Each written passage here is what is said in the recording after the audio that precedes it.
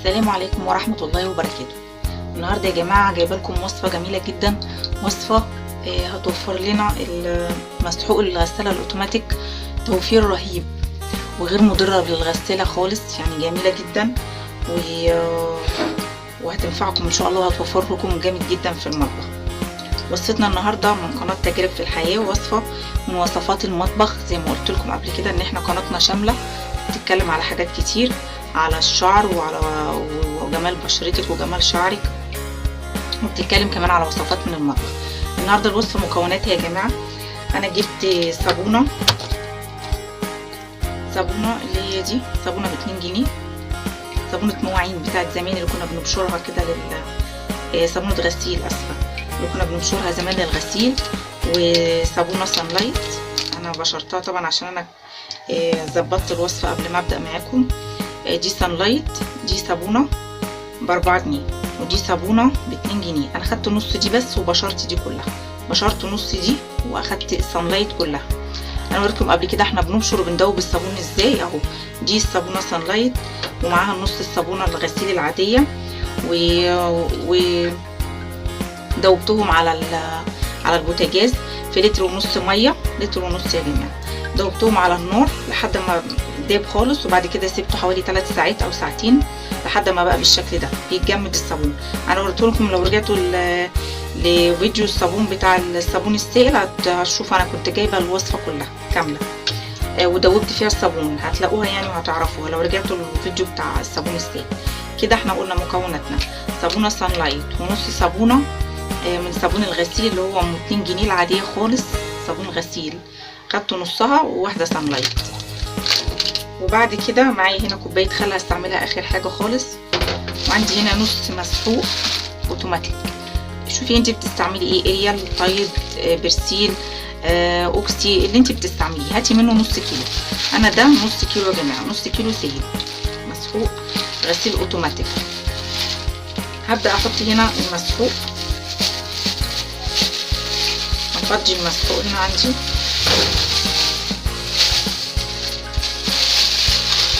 ده النص كيلو يا جماعه اهو. هحط له هبدا ازوده ميه. دي ميه، انا الصابونه سانلايت اللي انا وريتها لكم صابونه بالليمون.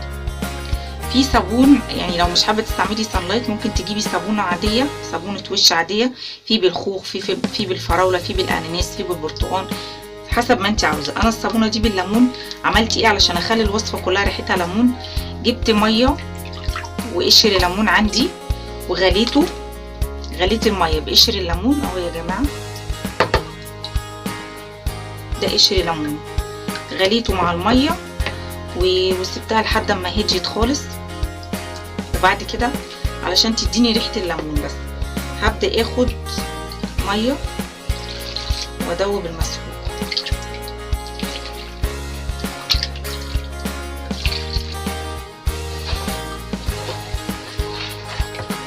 انا عايزه المسحوق ده يدوب عندي خالص، والاوتوماتيك صعب ان هو يدوب شويه،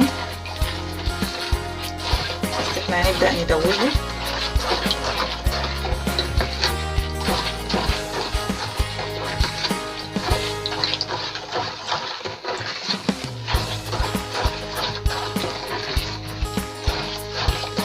اهو يا جماعه كده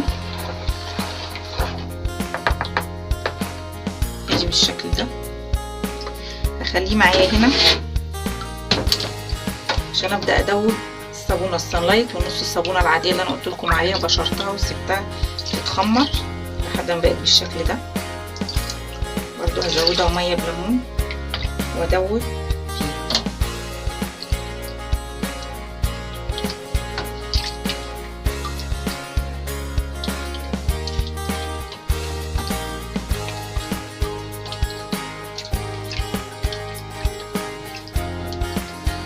هتبقى صعبة شوية يا جماعة في التدويب بتاعها، لكن ان شاء الله هتبقى كويسة معانا.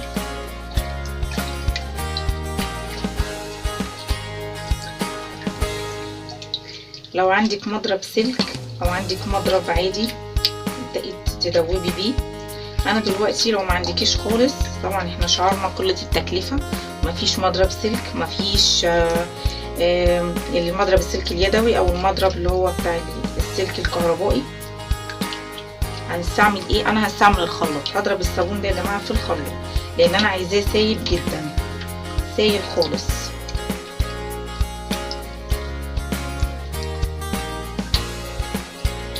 انا ما زودتش، لو تلاحظوا زودت فنجانين ميه بس عشان انا مش عايزاها كتير طبعا. بدأت تدوب معايا. بسم الله.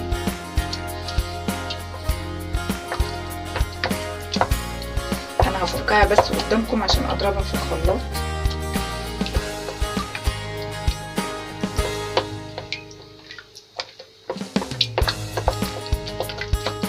بدأت تفك التكتلات اللي فيها شوية.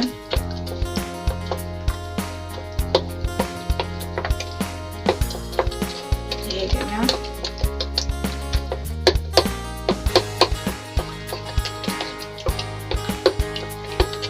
انا هضربها في الخلاط.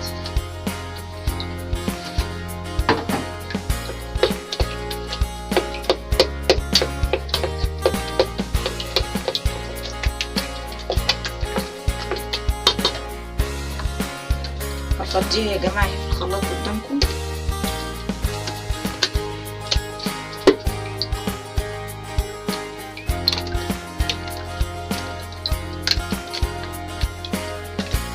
دي وصفة رائعة جميلة جدا، موفرة جدا على فكرة، وبتنضف. طبعا كلنا استعملنا الصابون بتاع الغسيل القديم ده، كلنا استعملناه يا جماعة.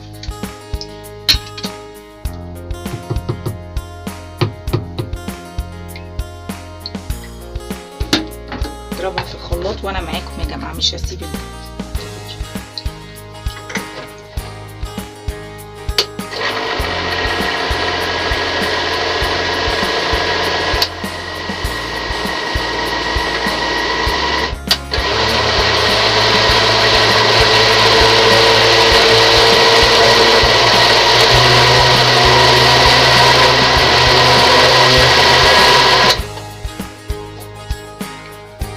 هقلب بالمعلقه بس.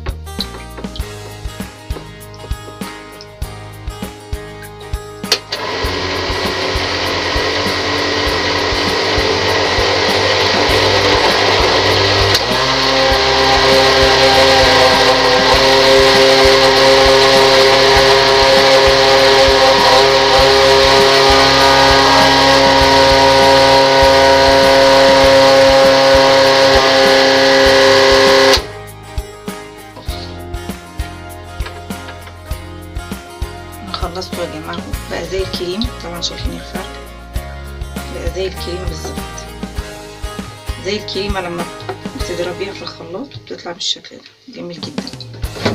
هبدا احطه هنا. بسم الله. ولا يا جماعه مضرب كهرباء وازم نفسي واقول لا انا ما عنديش مضرب، لا، كل حاجه ليها بديل عندنا في المطبخ.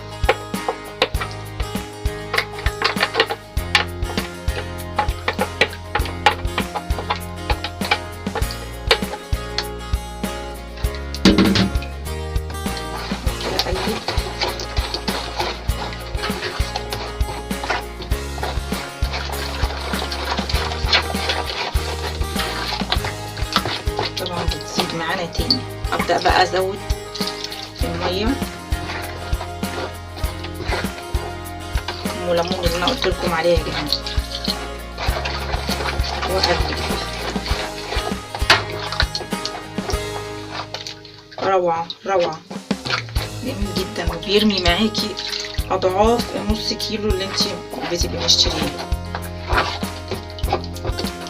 انا انا بزود واحده واحده يا جماعه عشان خاطر كل واحد فينا بيبقى محتاج قوام معين للمسحوق بتاعه.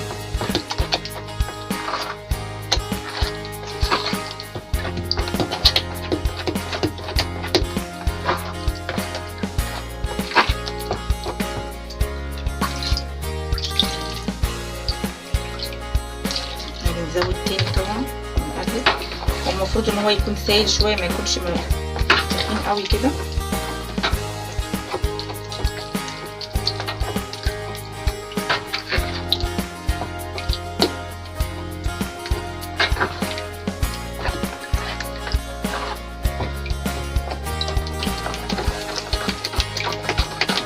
انا برضه اوصل لقوام معين واضربه تاني في الخلاط علشان يبقى سايل معايا ما يبقاش فيه اي تكتلات. ان شاء الله باذن الله يعجبكم، وعايزاكم تقولوا لي رايكم فيه. النهارده طبعا الوصفه الموفره، الوصفه السحريه. كلنا بنشتكي في ظروف الغلاء طبعا اللي في البلد دي، كلنا بنشتكي من غلو الاسعار في كل حاجه، المسحوق، صابون المواعين، المطهرات، الشاور، كل حاجه دلوقتي بقت غاليه جدا، ما بقتش في متناول ايدينا خالص. ربنا يرحمنا يا جماعه.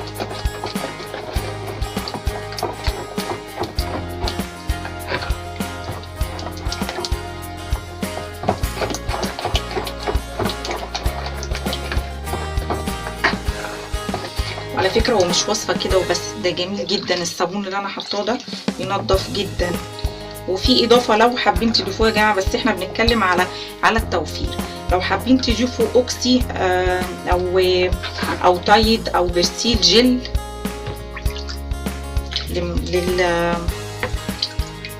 اوتوماتيك يا جماعه، برسيل جل اوتوماتيك لو حابين تضيفوا، بس هو طبعا مفيش منه سايب، والجيركن غالي جدا فوق ال100 جنيه، فطبعا احنا مش محتاجينه. اولا دوت مسحوق اوتوماتيك، ريحته جميله جدا، طبعا ريحه الليمون فظيعه. نفسي تجربوها يا جماعه وتقولوا لي ايه رايكم، تحفه.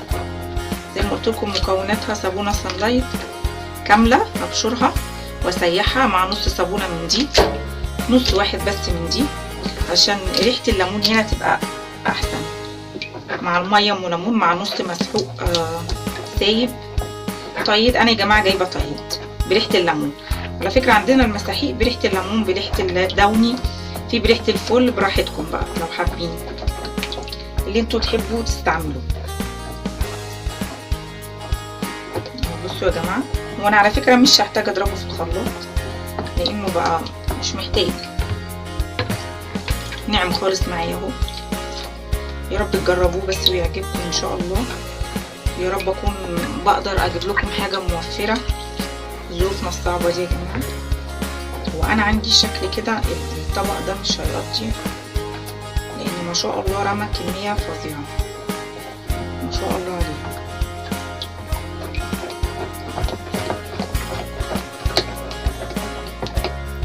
بصوا يا جماعه جميل جدا جدا، اي روعه بصراحه. مكوناته سهله وبسيطه. نص كيلو الطيب على فكره يا جماعه ب10 جنيه، صابونه 4 جنيه، صابونه نص انا باخد نص ب2 جنيه، يعني كل الموضوع 16 جنيه. باخد هنا عندي كوبايه خل. الخل على فكره بيعقم وبيطهر وبينضف جميل جدا. بحط ادي كوبايه الخل عشان ما انساش في الاخر. بعد كده في اضافات بقى انت بتحطيها وانت بتحطي الغسيل بتاعك، وده على فكره كوبايه منه او كوبايه الا يا جماعه بتبقى تحفه، تخلي الموضوع كله جميل روعه. نضف خالص هو كده، بصوا جميل جدا. انا هخلص معاكم يا جماعه وهشغل الغساله. جميل جميل جدا يا جماعه. لو حابه تخففيه اكتر من كده، خففي التركيز بتاعه اكتر من كده، الحريه الشخصيه ليكي طبعا، زي ما انت بتحبي، زي الصابون السائل بالظبط بتاع المواعين، زي ما تحبي تخففيه، تحبي تقليه، براحتك خالص. ده بالنسبه لي كده ده تحفه، جميل جدا جدا. بصوا النص كيلو عمل لي قد ايه يا جماعه. انا حاسه ان هو محتاج يخف شويه كمان، احط له فنجان او 2 من الميه ام ليمون اللي انا قلت لكم عليها. على فكره اعملوا التجربه دي، جميله جدا. ميه ام ليمون تحفه، ريحتها جميله، والليمون طبعا كلنا عارفين انه مطهر. انا هنا علشان يبقى مصداقي يعني ابقى صادقه معاكم، انا عصره نص ليمون هنا، وبقيه الليمون كله قشر بس، لان قشر الليمون كمان فيه زيوت وفيه فايده جميله قوي.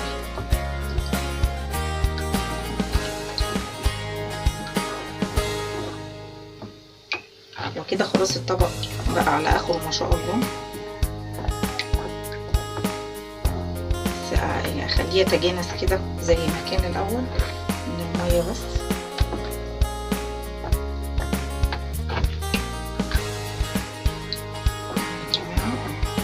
كده ده اخره ما شاء الله، جميل جدا. واهم ما في الموضوع انه بينضف جدا جدا. كلنا عارفين طبعا الصابونه دي كانت بتعمل ايه معانا زمان، واللي ما حضرهاش يا جماعه اسالوا والدتكم او جدتكم تحكي لكم عليها. كنا بنبشرها ونغسل بغسيل بميه سخنه وبودره تلج، حاجات جميله. ايام زمان ما كانتش لسه ظهرت الحاجات الجديده دي. بصوا يا جماعه، حتى المسحوق ما بقاش ليه اساسا خالص، كله بقى كريمي خالص، كريمي، ما بقاش فيه حبيبات المسحوق، دابت كلها دابت. يا رب تكون وصفتي النهارده عجبتكم من مطبخ دودي، ويا رب تحوز على اعجابكم، ويا رب تنفعكم ان شاء الله في بيوتكم كلكم. ولو عجبتكم الوصفه دوسوا لي لايك، ولو حابين تتفرجوا على كل الفيديوهات اللي انا بعملها وتستفيدوا منها زي ما انا بستفاد منها، اعملوا لي اشتراك للقناه. والسلام عليكم ورحمه الله وبركاته.